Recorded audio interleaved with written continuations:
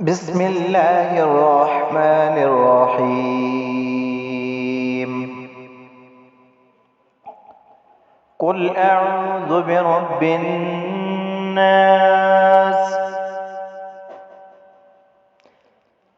ملك الناس،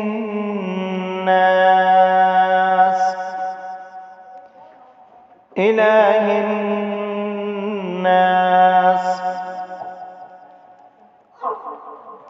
من شر الوسواس الخناس،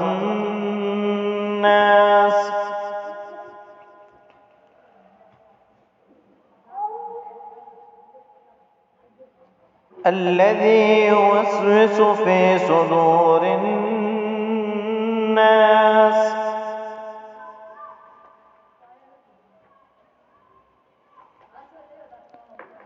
من الجنة والناس.